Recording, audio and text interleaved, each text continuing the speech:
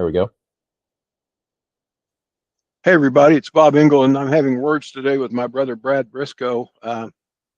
Brad, if I remember correctly, I at least was in a presentation you made, I think you and Lance made 10 or 11 years ago in Kansas City over in Johnson County. Greg Owens called me and said, man, you got to go hear these guys. And I remember hearing that, and we connected there and have been friends on Facebook ever since. And we practice in a different vein, and I think that's important.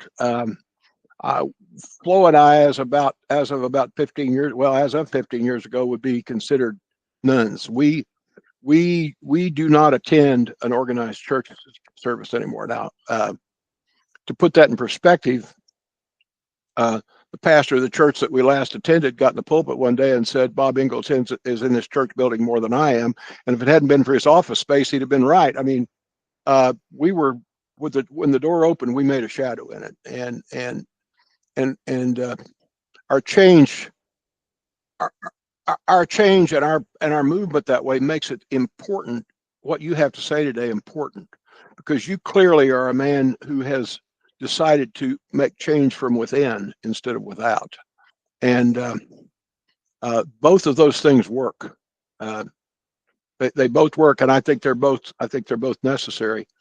As I told you a minute ago before we went on record, I started put together documentation, which I do before a Zoom call, and was formulating and so on and so forth. And I popped on to see what you had to say today, and you put on what I would call the Brad Brisco version of Luther's 95 thesis. I mean, you put on 9 points. That number is not lost on me there, by the way, that I'd like to start through, and I'd like to just discuss those with you.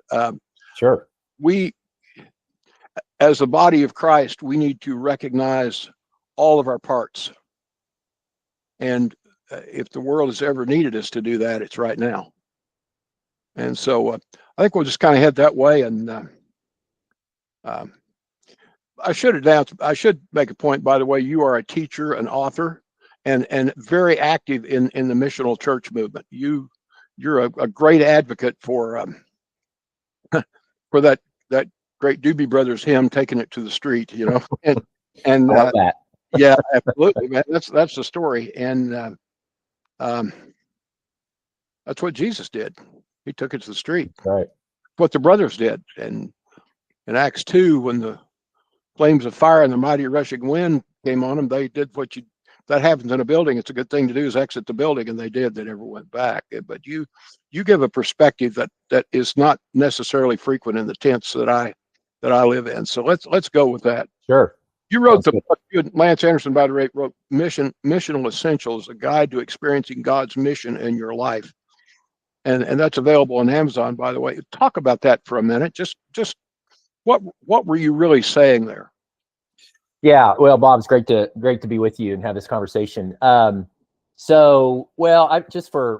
Seriously, probably, I didn't become a believer till fairly late in life. I was almost 30 years old. I was in the restaurant business with my brother for 13 years. And in the midst of that, we both became Christians and got involved with the church. And I have to admit, when I did, there were certain things about church that just didn't really add up or make sense to me.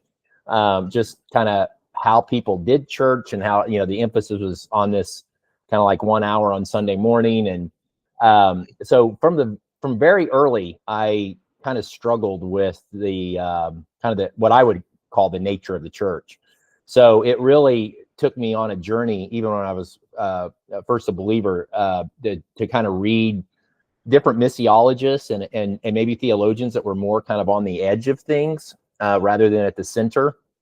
And pretty early on recognized, I felt like the church needed to just kind of rethink multiple aspects of the church. So early on, now that resource that Lance and I wrote, Missional Essentials, that you mentioned, was a workbook. We just felt like that was a good place to start, that some of the change needed to take place probably in small groups of people. So we just felt like a good place to go was to create a workbook. So that little workbook, as you know, is just 12 lessons. And this was also kind of a way that I felt like change needed to take place is that the first 4 lessons are about paradigm shifts. So I'm convinced there are several key, I would say almost a dozen probably paradigm shifts that the church in North America needs to experience. And when I say paradigm shift, I just mean there's some things that we need to unlearn and relearn.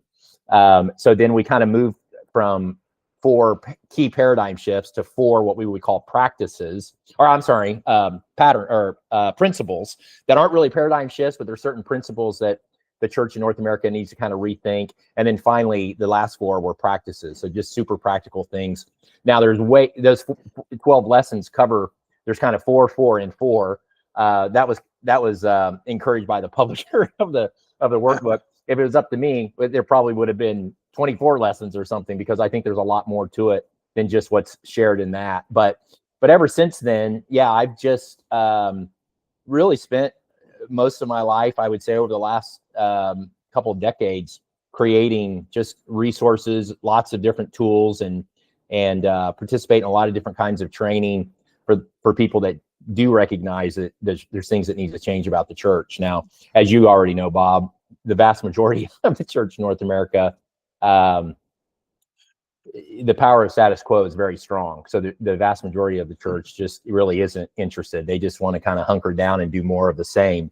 And frankly, I just don't want to have anything to do with that. So one of the things that's been really helpful and life-giving to me is the last almost 25 years, I would say, the majority of my ministry has been with church planters. So now this still isn't true for all church planters, but there's a good number of church planters that want to plant a church because they want to do something different. They want to do something that is outside the box. It doesn't follow kind of the prevailing model of church today. So that's where I give my time and energy. Now, there was a time years ago that I spent a pretty good amount of time working with existing churches, trying to, as you said, kind of bring about change from the inside. But I have to admit, over the last few years, I've probably lost my optimism there, where 20 years ago, I thought, hey, we can make, if we focus on the right paradigm shifts, we focus on the right ways to change about culture within the church, we can see the church actually change and move in a different direction. Yeah, I'm not so sure how confident I am of that anymore. I just think, change within an existing congregation is very, very difficult. So I would say, 80% of my time is spent with church planters and those that want to start something new. And then probably, maybe 10 to 20% of my time is with existing congregations. And the last thing I'll say about that is with the existing congregations is, a little phrase that I'll use a lot with the leaders in existing congregations is I'll say, you have to be willing to embrace incremental shifts.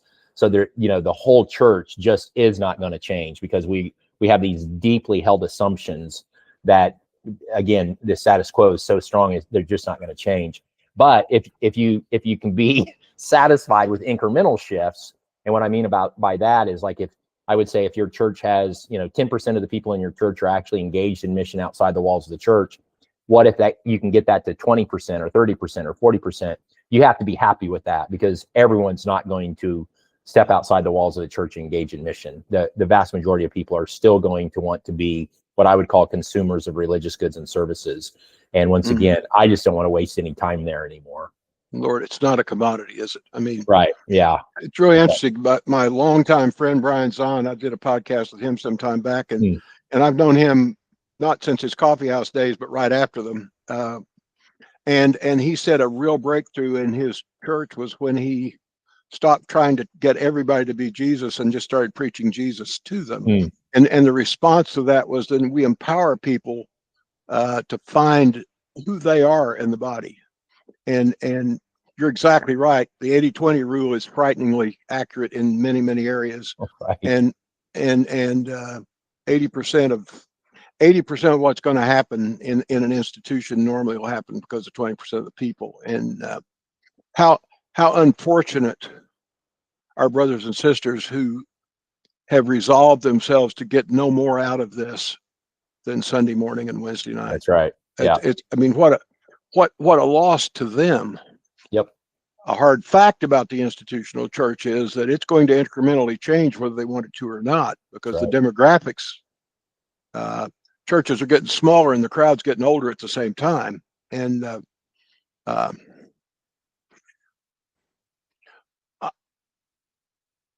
I I know there's change in there because the Spirit of the Lord's there, and the Spirit of the Lord isn't status quo. Yeah, and again, I know you know this, Bob, but I think, yeah, still much of the change is happening outside the walls of the institutional church. I mean, that's where the movement is. That's in many ways, that's where the Spirit is moving, and I embrace it. I mean, I am again not overly optimistic about kind of the prevailing model institutional church, but there are things, amazing and beautiful and wonderful things that are happening on the margins. I mean, just last night I did a webinar with a good friend of mine named Lucas Pulley's from the Tampa Underground. Yeah. And Lucas is just one of the best young leaders you'll ever meet. But there are dozens and dozens of microchurch networks just popping up all over the United States and Canada. And it's just, for me, it's just a fresh expression of the church. And one of the things I love about it is that, the organizing principle of these microchurches is mission. And they are engaged in mission, just like, unfortunately, the existing church just isn't engaged. So while I'm not overly optimistic with the existing congregations, yeah, there are places of great encouragement, I guess. I participate about 10 hours a week in Zoom calls that I'm not the host to. I mean, my podcast is the only thing I host. I've been blogging now for about 15 years, and after I came out, I had to express myself somewhere, and Google Blogger made that easy. So I've done that, and so on. But the tent that I live in, and I live in a very big tent, I think. Everything from what we call the upper Zoom on Tuesday with people out of Brian Zahn's church to my call that I participate in with what would be considered a very liberal Presbyterian church in Austin. I call them my atheists, Buddhists, and Presbyterians, and many things in between. Jason Clark and the Rethinking God and Tacos group. They are populated with zealous people who want to put feet to the gospel. Mm-hmm. So there is a huge movement on the fringe, which, by the way, all of Christianity was in its beginning. It was absolutely a fringe movement. That's right. And that one sermon, first sermon after they left the building, Acts 2, 25 to 1 response, man. I mean, 120 people became 5,000, just boom, or 3,000. I'm sorry, just boom. Right. And that zeal can't be contained. I want you to talk more than me, but I do want to relate this to you. I drove by a church in like 81, a big old church in Midtown Kansas City, Linwood and the Paseo, roughly, and it was boarded up. And I felt like the Lord said to me, the day's going to come when the churches won't be able to hold all my people. And I thought that meant we were going to start having church at Arrowhead Stadium or something. I'd been to Promise Keepers there and so on and so forth. What I see now is that the church will not be confined to the structure. It will not be. It'll happen in living rooms, but some of my most effective ministry in the last 20 years was every Monday night at McCoy's down in Westport. No Bible, no agenda, just showed up, and people would sit next to me at a bar stool or join me at a table, and sometimes it was 2 or 3 people, and sometimes it was a 12 top, and we just talked about life, and great relationships and great fruit came from that. Because we weren't supporting a building, we weren't trying to maintain a status quo, we were looking for more life, which, by the way, is Jesus came to give us abundantly.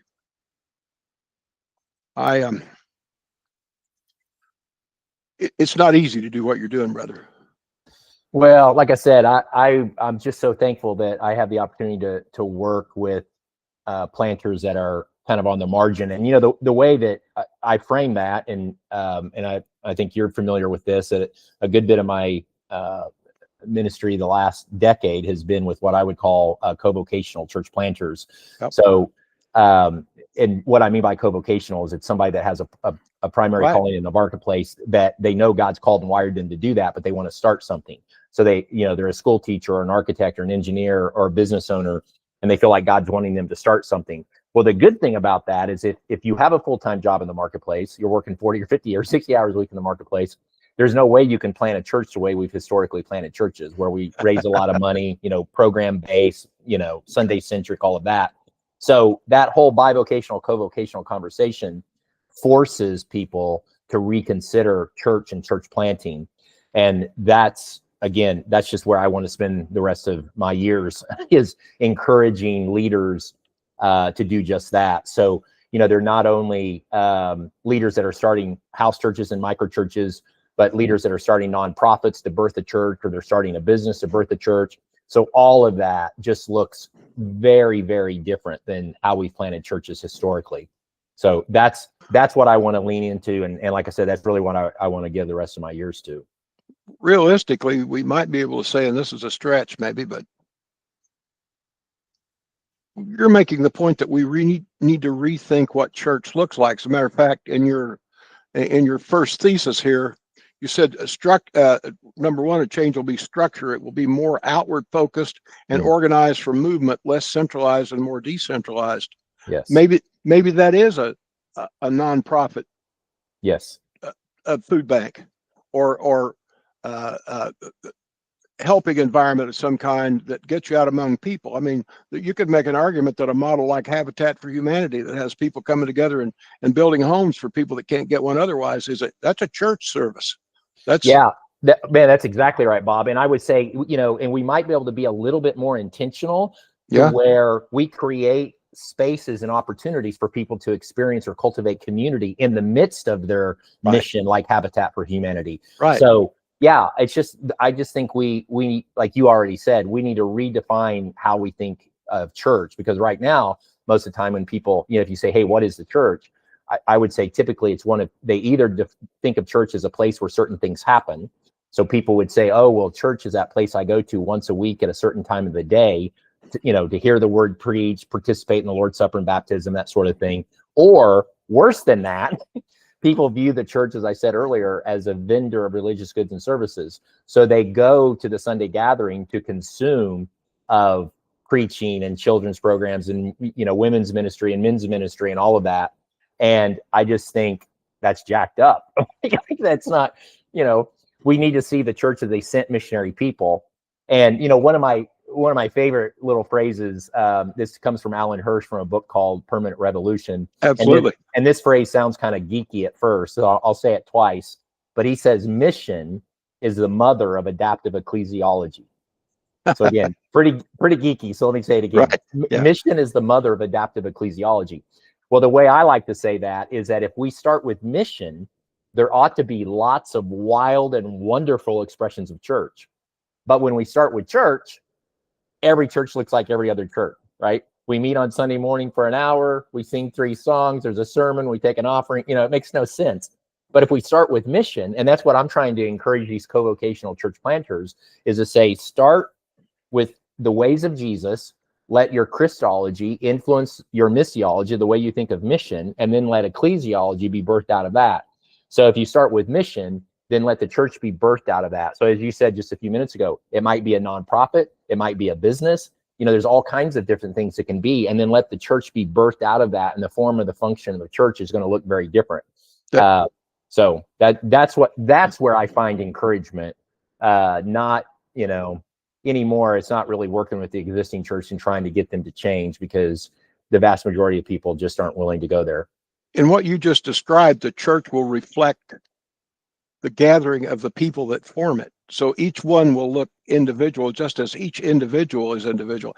I said on a call yesterday, I made a statement about where I think we need to be right now in this time in our country, where all of a sudden, not only people who are in need are having their assistance cut back, but people who make $100,000 a year are all of a sudden not getting paid. I mean, there a whole lot of things happening very quickly, and I said, now's the time for the church to either step up or shut up. I mean, here's your opportunity, guys, and Mike Rogers, man, said, man, that's Wesleyan theology. And Right. he said, I really agree with it. And we were going on, and I was seeing expressions of other people on the call, and it finally came back to me. And Wesleyan theology is John Wesley started a movement because he went out and was John Wesley. And I said, everybody on this call is you individually are a movement of God, just like Wesleyan, just like Right. the Methodists were. And it, I got to tell you, 15 years ago, I was ready to burn it down. Mm. I mean, if you look at my early blogs, I was saying this is Right. this not working. It hasn't worked. It's all got to go away. Well, I have And, days like that. well, and people say, well, don't throw the baby out with the bathwater, but Moses' mother kind of did. I mean, she you know what I'm saying? But what you said in your second thesis, and it goes right to where we are. It says, based on the model you're talking about, leadership, and that's a word we could talk about for a minute. Right. Leadership reduce the clergy laity divide and promote the empowerment of all the people of God. I think the Quakers. Someone asked a Quaker once, why did you do away with the ministry? And he said, we didn't. We just released the laity.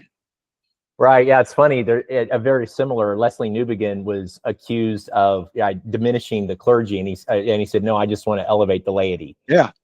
I mean, it's funny, Bob. You know, we love to talk about the priesthood of all believers, but the reality is we don't really lean into it. At least not in my tribe. I mean, we've professionalized ministry.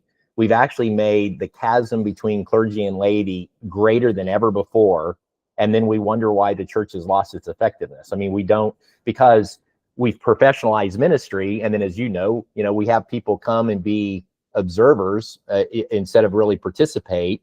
Yeah, it's, again, that's where I just think, like I said earlier, there are a dozen, just absolutely key paradigm shifts that even if the existing church is going to see incremental shifts, these paradigm shifts we have to like hit the pause button and really struggle with these theological and missiological foundations. While at the same time, I want to just really give to those leaders that recognize this, and they're not ready to burn it all down. Although I 100% understand that, because, like I said, I have days, but I want to try to encourage and resource those leaders that want to do something different, and really, like you said earlier, really follow the ways of Jesus and follow Jesus into mission and see what can be birthed out of that. I don't know how we can't do that. I really don't. I mean, Peter, my man Peter said it. The Lord said, "Are you guys going to leave me too?" And Peter said, "Bro, I mean, where can you go after this?" Right. I mean, and so what I think, and as I look back on stuff I've written and calls I'm involved in with other people and hear what other people are saying, I think the real secret here is telling people who they really are. I mean, we're fearfully and wonderfully made, all of us. And Paul Young, I was on a call with him not too long back, and he said, I love to put my arm around people and say, you're included. And they'll say, what? And I'll say the kingdom. They'll say the kingdom of God. They'll say, well, I can't be. I mean, I can't, because I've done this, and this, and it moved on me. And I reached out to him later and I said, brother, the word says if we confess our sins, he's faithful and just to forgive our sins and to cleanse us all unrighteousness. When a guy starts telling you why he's not qualified, he's taking a righteousness bath. And if we could just find those people who are sitting in the pews, they're there for a reason. Right. They could be playing golf. They could be hanging with the family. As a matter of fact, it's pretty cool to hang with the family. I mean, Lionel Richie wasn't wrong when he wrote "Easy Like Sunday Morning." Man, it's a great time. But they don't know. They haven't been told. Right. Yeah, they've been told clean up and show up to the church. Right. Yeah. And bring a check. In the pew and bring a check. That's exactly right. And do what we tell you to do. In the 5 years that I did my thing at McCoy's, a couple of times somebody come along and say, man, I really know somebody that's got a problem, could really use some money right now. And we'd ask one of the servers to bring us an envelope, and they'd bring us one, and we'd pass it around. Everybody would put whatever they wanted to put in the envelope. We'd seal it and hand it to the person that said, here you go, take it to them. It occurred to me not long ago when the rich young ruler, when Jesus said, sell all you have, take, and come follow me. Pretty hard to follow an itinerant rabbi around towing a $10 million building behind you. Yeah, right. There is so much warm, dry space out there that's open on Sunday morning. Yep. Or Sunday afternoon or Saturday night. I'll tell you about an example you're talking about. My band, The Grateful Saved, I wrote a bunch of music back in the 90s, and a bunch of really great players came around me. So we had a band called The Grateful Saved for about 10 years. And one of the guys, Carl Butler, an astounding guitar player, was on staff at a church and working hard and carrying the ball. I mean, doing everything, leading worship and cleaning the building and so on and so forth. One of the pastor came to him and said, my son's 21 now. He's ready to come in, so we don't need you anymore. And Carl came to me and we started talking. He said, man, I want to start a church. I said, great, let's do it. And he said, yeah, I've been asking God to please don't make me start a church that sits on a street corner that has Sunday school at 10 and services at 11. We started driving around looking at Carl had come out of the bar, and Carl had made his living playing in bars in Kansas City, great guitarist. And we start driving around looking at places that crowd would be comfortable in. And we ended up at a place over a period of time down in the East Bottoms called Knuckleheads, which is a biker bar. You know Knuckleheads? I do. I absolutely do. Yes. And Frank, the owner down there, said, I've got a little room on the side here. I'd like to do something here. Would you guys come and do it? And Carl put together what was called the Gospel Lounge. I remember early on somebody said, Carl, what are you going to do if somebody brings a drink into the Gospel Lounge? He said, get them a coaster, But the crowd that showed up there was the bar crowd. He'd also started a little work in an afternoon space. A brother had come to him and said, I understand you're wanting to start something. And Carl had said, yeah. And he said, you need some space. And Carl said, well, yeah, I do. And he said, I understand you want to do it in the afternoon. We had talked about that. And Carl said, yeah. And brother handed him keys and said, we'll be out by 12:30. And the bar crowd doesn't get up at 10 o'clock in the morning, but they get up at noon. And he had scruffy old bar owners from their own notorious 40 highway bars and all kind of stuff calling him Pastor Carl. And the thing grew from first we could seat about 40 people in it, then started moving things around. And it pretty soon was like 100 folks, man. We're showing up regularly. Acts would come through town early that weren't Christian acts, but they'd say, we'd like to play this vibe. And they'd come in a night early and play it. So I've seen what you're talking about. That's beautiful. It is beautiful. And we have no idea who it reached, but we know this. We knew that a whole lot of people who wouldn't have really been welcome. That's right. In a quote normal. I'm not even going to call it normal because it's not in a status quo environment. Felt at home there. I mean, he is now Pastor Carl to the whole bar crowd in Kansas City, and we have no idea what kind of fruit it's borne. I mean, who can say? But we're not in the business of counting numbers, are we? Right. We don't need a mark. We need that story multiplied like 10,000 times, right? I hear that spirit out around where I am. Right. And I would say that as encouragement to you. What you're trying to do and what you're pouring your life into is happening. Well, it's kind of that demographic. I mean, you've heard the phrase spiritual but not religious. That demographic in the United States is rapidly increasing, and we need to create spaces for people to, often I'll just use the word community rather than even church. Like people want to experience community. So we need to create spaces for that to happen. And I think Jesus did that as well. So, so much of this just, I just talk about how we need to cultivate a more robust Christology because, I'll say this very quickly. I think in North America, especially in certain denominations or tribes, when you hear the word Christology, they just think of the cross. So what we've done is we've reduced Christology down to just the person and work of Jesus, like what the work of Jesus on the cross and how I make personal application of that to my own life. Well, I would say, of course, that needs to be a part of our Christology, but there's lots of other aspects of the life and ministry of Jesus that needs to be a part of our Christology, like the incarnation and all the life and teachings of Jesus, and of course the resurrection and the ascension and Pentecost and the second coming. All of that should inform the way we think of Christology. And I just think too often, if we just boil it down to the cross, then our Christology is just about if you're going to heaven or going to hell.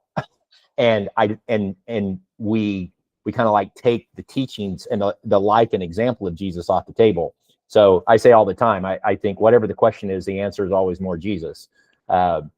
So yeah, if we'll really like immerse ourselves in the Gospels and really see who Jesus was, how Jesus lived, how Jesus interacted with people, it'll force us to think about church differently. And it's like the story you just told. I mean, that's a very Jesus-y way of going about building relationships and all of that. And I just think, unfortunately, and especially in an American context today, too much of our Christianity isn't very Jesus-y.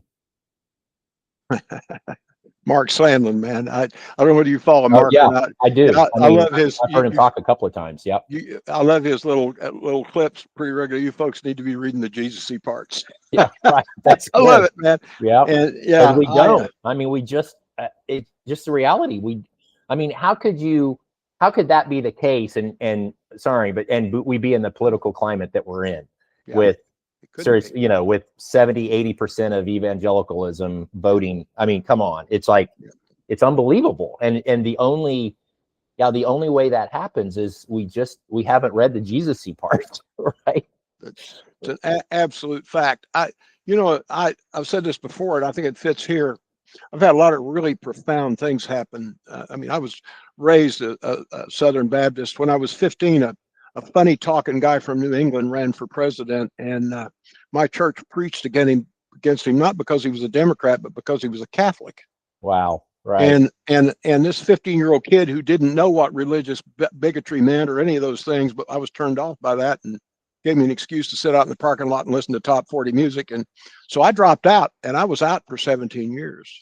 Wow. And I had a profound experience sitting on the edge of my bed one day. Had a pistol in my hand, and God, you're going to have to help me. I can't handle this anymore. It was my great theological prayer. Wow. And I just changed.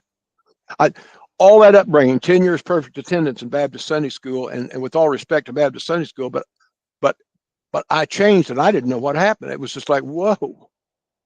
And people would call my secretary and said, "What's happened to Bob?" And she knew. I mean, she kind of got it out of me. Third day after that experience, I walked into a customer's office and started my little spiel, and he said, "Wait a minute, something happened to you in the last 2 or 3 days. You want to tell me about it?" I said, "I'm not sure what you're talking about." He said, "Oh yeah, you are." And I told him what I just told you. Man reached in his desk and pulled out a Bible and became my mentor for a year. Wow. But my point in telling that story, profound epiphanies, profound works of God, profound things have happened to me in my life. They're all happening outside the walls. The thing that really turned us, we were at McCoy's on a really cold Friday night in January of 2008. Our son worked there, and we went over to have dinner. Where the place was crowded, we're at the Leaner Bar. We didn't even have a table. We're at the Leaner Bar, and a young woman with lots of tats and lots of piercings and her hair spiked, carrying a cigarette and a drink in a brew pub. When you have a drink in a brew pub, you're not there to enjoy the beer. You're there to get down and party. And she walked over and she said, "I understand you're John's folks." And I said, "Yeah, this is Flo, and I'm Bob. And what's your name?" And she said, "I'm Corey." And I said, "Well, Corey, where are you from?" And she said, "Arkansas." And I said, "Wow, your former governor's running for president. What can you tell me about it?" And she did about 5 minutes, no expletives deleted, about this right-wing character. And when she got done, I said, I don't know that I'd ever quoted the scripture in public before. I said, "Corey, Jesus said, if I be lifted up from the earth, I'll draw all men unto me. Will you forgive me for being part of the generation that hasn't lifted the real Jesus up for your generation?" Got quiet for a minute, and she said, "I have a twin sister She's got more ink than I do. She's gay, but she'll sleep with the tat guys to get ink. She's trying to turn me off. Mm. I let her talk, and when she stopped, I said, Corey, will you forgive me? And she put her arms around me and hugged me like I was a life preserver in a hurricane, and said, nobody's ever talked to me that way before. And I said, that's not me, man. That's God talking to you. That night on the way home, I stuck my sleeve over in front of Flo. The leaner bar was in the smoking section, and I stuck my sleeve over in front of Flo. You could smell smoke. I said, you smell that, baby? She said, yeah. And I said, that's the smell of the new church we're involved in. That's awesome. It took a while. Mm. I'm loyal to a fault, and I guess there's some double meanings there. I couldn't just walk away. I mean, I'm playing a lead on the worship team and Sunday school superintendent, and I'm involved. I believe in this thing, right? But finally, the Lord just broke me, man. It said, you gotta move on. And it's, as Jerry Garcia would say, it's been a long, strange trip, man. Right. But it's great. I wouldn't have it. Oh, it's amazing. Yes. Yeah. Yeah. The adventures outside the walls of the church, again, when so much of the demographic is, searching, spiritual, but not religious. Yeah, we've got to, they're not coming. They're just, doesn't matter how great the preaching, the worship music, how wonderful the sign is or location. They're not coming for lots of good reasons. So we have to go where they are. And you just described one of those places where we've got to go. You're a former restaurateur, you told me. A year or so ago, maybe it was 2 years ago, around Easter, everybody's making a big case around the Last Supper, and I respect it a great deal. The Lord kind of said, yeah, well, we're not recognizing another real important supper. The first kind of public appearance Jesus made was he went to Matthew's house for dinner. I call it the First Supper. And fundamentally, it was a Seder with sinners. The manager at McCoy's, as a matter of fact, the general manager of that whole restaurant group down there, came to me one time and said, I don't know whether you know this or not, but I graduated from Denver Theological Seminary. I said, really? And he said, what am I doing here? I said, bro, you're deep cover. You're exactly where you ought to be. And he said, there's more life here in this bar than any church I've ever been involved in. Wow. That's, woo. Yeah. And I saw it. I saw it every Monday night for 5 years. That's who Jesus hung out with, man. That's right. 100%. Yep. Yeah. He hung out with a little phrase I like to use sometimes, Bob, is I'll say, people that were not like Jesus, liked Jesus. Good, man. And I like to say, can we say the same about ourselves? I mean, or do we keep people at an arm's distance? So yeah, we just got to get outside the walls of the church and be on the margins, recognize where people are. And again, we're living in a context where, for a variety of reasons, people just aren't going to come to the programs and activities of the church. So, I'm grateful that there is I don't know, it's not just a generation, but certainly there's the younger generation, I think, recognize that. That's kind of where they live. They have friends that are gay. They have friends that are living different lifestyles, and they know it. It doesn't matter how many times I invite them to church, they're not coming. So I've got to figure out how can I create space where they feel safe, where we can have spiritual conversations, where we can do life together. I'm grateful there's more and more of that's taking place. It's still, I would argue, at least in the United States, it's a grassroots movement because there's still enough, people at best are skeptical of the church, and at worst are hostile towards the church. And I get all of that. I like to say, another thing I say a lot of times to church planters is that, people have right or wrong, people have a certain caricatures of both the church and of Christians. And the only possible way we can break down those caricatures is we have to do life with people. It doesn't, they've seen certain things in movies and TV and news stories. And again, a lot of it's true. And I understand why they're hostile towards the church and why they have certain caricatures of the church. So the only way we're going to break those down is, we've got to walk with people and do life with people, because they're not coming, again, to the programs and activities of the church. So we have to go where they are. And I'm grateful that there, even though it is still kind of a grassroots movement, it's the minority, not the majority. But there's people that are recognizing that, and there's people that are leaning into that. And like I said, I just want to be an encouragement to them and say to them, you're not crazy. This is the way of Jesus, and don't let the institutional church, knock you down or pound you down. Just continue to follow Jesus in those places on the margins. Who's it who recently said, if the you of 10 years ago doesn't think the you of today is a heretic, you're not growing? I mean, that's a fact. I remember a young woman came up to me at McCoy's one night, just walked up to me and said, "Are you a Christian?" And I thought for a minute. That's a valid question. Of course, the great Mennonite answer to that question is, "Ask my neighbor." I love that answer. That's good. But what I said to her is, "I'm a follower of Jesus." Right. That's the first thought that came to my mind. That's what I would say. Right. And I went on to say, I can't carry the baggage of the other. I just can't do it. I did it for long enough. You've already gotten into the fifth part of your thesis, man. Vocation. The church will break down the secular sacred divide and reshape callings in the marketplace, where everyone will see that their work matters, that they are called into ministry there.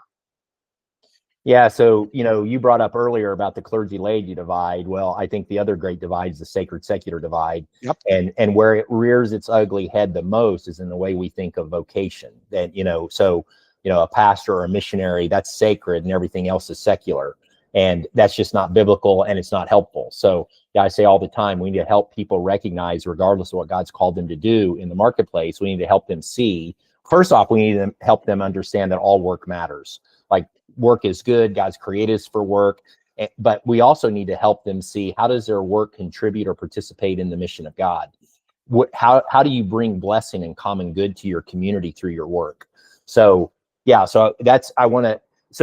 part of why I'm passionate about co-vocational church planting, is that I don't want a church planter think they have to choose. And I hear it all the time. It's like, oh, well, I'm a school teacher, I can't plant a church. It's like, I have to choose. I either have to be a school teacher or plant a church. And it part of that goes back to my story when I was in the restaurant business and became a believer. In the midst of that, I remember the very first church I went to, every single leader in that church, bar none, every single leader told me, Brad, if you're serious about mission and ministry, you need to sell your quote unquote secular business and go to seminary. Well, eventually that's what I did, because I had no other imagination. Where today I love having conversations with business owners and to say to them, you don't have to choose. I mean, you can live into the calling and the wiring, the gifting that God's given you to be an architect or an engineer or a school teacher. And at the same time, you can start something. But the reality is, we have to help them rethink, what is it, church planting. We need to help them rethink church. That, as we've already said, it's not raising a bunch of money and starting a program-based, Sunday-centric, launch large Sunday morning service, but it's about thinking and acting like a missionary in the context that God has sent you. And it's about missionary behaviors and missionary activities. It's about creating space to cultivate community. It's not about church services. It's really about creating creating and cultivating community. So I do think vocation it's a huge conversation that we need to have, and in the church, we just don't do a very good job of it. I mean, most of the people sitting in the pews, they don't see the value of their work. And they think the only place for them in ministry, if they're going to be in ministry, is somehow they have to be a pastor or they have to be a teacher, within the walls of the church. And Bob, I think you're probably familiar with this, but it's another reason why I'm a big proponent of what's called APEST from Ephesians chapter 4, which is the fivefold of apostle, prophet, evangelist, shepherd, teacher. Is I think it helps to empower people in the congregation to see they may not be the shepherd teacher, but they are gifted in certain ways, not just within the body of Christ, but also outside the walls of the church. So I think that's another way that it's a helpful way to kind of speak into vocation. On a call not too long ago, a young woman named Gracie spoke up. She said, "I'm a nurse in a cancer center," and she said, oncology PA. She said, when when a woman finishes her, she said 10 years ago, I started buying a dozen roses every couple of weeks. And when a woman finishes her treatment successfully, I give her a rose. And she said recently a woman came in and she had another problem, not a reoccurrence of the old, but another problem. And when she came in, Gracie got really pretty red hair, and she said, "Oh, I remember you. You gave me the rose." And later on, and she said, "I still have it." Well, later on, Gracie looked at the woman's record. Well, it'd been 4 years. Wow. I mean, apparently this woman pressed these rose petals in a book or something. But what came out of that, I wrote a blog called The Sixth Fold. So you named the fivefold. But I did the math, and I kind of checked this with Gracie, and she didn't realize it, but over 10 years, a dozen roses every couple of weeks is 3,000 roses. She's given away 3,000 roses to people to celebrate them defeating a thing that they were horribly afraid of. That's a ministry, man. Yeah, big time. So I said there needs to be we got the prophets, preachers, teachers, etc. There also needs to be a slot in there for a Gracie, for Gracie's rose. That's good. Yeah, Bob, go ahead. The opportunity is, it's not in your office, Pastor. That's right. It's not in your meeting with the local other pastors. That's not where your opportunity is. Your opportunity is at the grocery store. Your opportunity is out taking the burden of your salary off your church and sending that money out to people who aren't going to get SNAP next week, and you being out among those people. I had some surgery a couple of years ago and was in the hospital an extra few days because I tested positive for COVID. No big symptoms or anything, but they had me locked down. I mean, doors closed. And I'm on a call with Matt Pandal and some other guys one afternoon, and the door opened and a nurse came in, and I heard myself say, "I got to go, guys." One of my congregation just walked in the door. And I thought later, well, brother, you just preached to yourself. You just prophesied to yourself. The world, everybody out there, for whatever moment you're with them, for whatever little interaction you have with them, when the Spirit moves, they, for that moment, are a part of your congregation. And that's true of everybody. It's good. Yeah. We got about 4 minutes left, and I really want to honor your time, but well, the only other thing about vocation I was going to say, you mentioned, funny, you mentioned Promise Keepers when we first started. And I remember going to one of the very first Promise Keepers gatherings in Boulder, Colorado, like 30 years ago. And I just become a believer. And I remember, man, what was the coach's name? Colorado coach that started the whole thing. You know who I'm talking about. I do. Can't remember his name right now. But I remember he said this line. And at the time I thought, yeah. But since then I think, oh no. But I remember he said, if God's called you to be a pastor, don't stoop to be a king, which I think that's a quote from Charles Spurgeon. And I remember when he first said it thinking, yeah, okay, man, like that's right. You ought to be a pastor. But then later I remember thinking that's so wrong.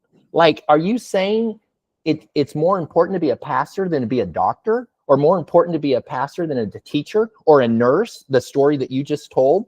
Now, one hat isn't more important than the other, but it's diminishing the vocations and calling that people have in the marketplace. It's elevating, or, making that sacred secular divide, the chasm, even greater. And like you said, when more and more people are less and less interested in the programs, activities of the church, then we got to go where people are.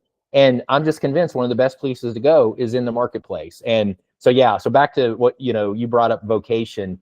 Yeah, that Gracie, the story you just told. I mean, what a beautiful story that we need to encourage people to see. Hey, man, God has you there for a reason. You have relational capital and connections, and you're a blessing. And, you have more opportunities there than you'll ever have inside the walls of the church. So every one of us is here for such a time as this. That's right. Right now, every one of us, man. I want to try to get to a couple more things here because you have so much to say. I think a big one is, and I want to go to it, it's number 9, it's consumerism. And you've already spoken to that. It's almost been turned into a commodity.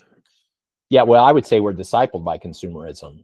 I mean, American. Now, again, we're all consumers. I mean, like, you know, this shirt that I'm wearing, I bought it, right? I'm a consumer.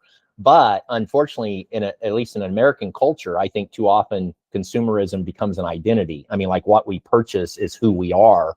So, and the reason why I think consumerism has to be like this missional principle, and we have to talk about it, is it's going to be nearly impossible to follow Jesus into mission if we're discipled by consumerism. Like, we have to be able to be open-handed. We have to be able to let go, you know, and there's just, in the United States, where again, too many people, our identity is wrapped around what we purchase and what we consume, and it just gets in the way of following the ways of Jesus. Have you seen the Amazon series, The Religion Biz? No. Religion Business. I've heard of it. I ought to. Yeah, it's definitely worth your time. Okay. It's definitely worth your time. We are at the end of we're at the top of the hour, and you gracefully gave me your time, and I want to respect. Where can we find you, bro? Where can people find you? Well, so my personal blog that I've done for a few years is it's called missionalchurchnetwork.com. So a lot of different things I write and contact information. And then the network, the church planting network that I work for, there's a lot of resources that I've created that are on a page that's at covochurchplanting.com. So if you go to covochurchplanting.com, there's just a lot of different co-vocational church planting resources that I've created. They're on that page. But again, kind of my more personal page is missionalchurchnetwork.com. And you're on Facebook. And yeah, I do a lot of, I use social media quite a bit. I mean, yeah, it's very Twitter effective. /X and Facebook. And then I actually have a private Facebook group that's also Covo Church Planting that I do a lot. I post a lot of stuff in that group as well. So if someone's interested in church planting on any level, if they just look for Covo Church Planting on Facebook, that's a group where there's just a lot of, I would say, a lot of expertise and experience. There's about 2,000 people that are in that group, and I'd say probably 90% of them are church planters. Well, I'll close this by saying to you what I always say to the Grateful Saved before we went on stage. Let's go out there and give them heaven. Yeah. I love it, Bob. Man, I've enjoyed the conversation. I'm blessed to thank you for the time. I've greatly enjoyed it, and I'm blessed to know that you're doing what you're doing. Well, I appreciate that, Bob. Really hope this is a perspective. I'll get this out on my wall, out on my blog, and I want people to hear what you have to say, because you speak in truth, and you're one of those guys that's lifting up Jesus, the Jesus that'll draw them into him. Well, I appreciate that. Keep it on, brother. You be blessed. All right. Thank you. Bye. You too.